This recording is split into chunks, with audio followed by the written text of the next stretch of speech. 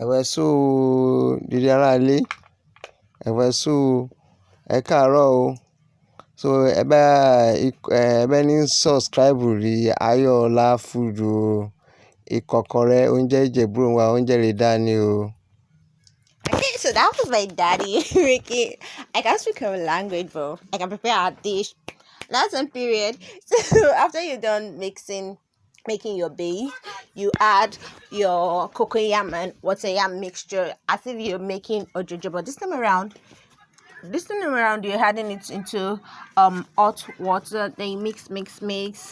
And guess what? It's just like porridge. You can add anything you want. You can add smoked fish, boiled fish, beef, pomo. I wanted something simple.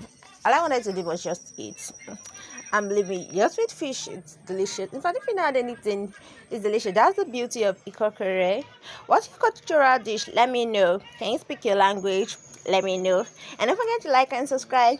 Bye.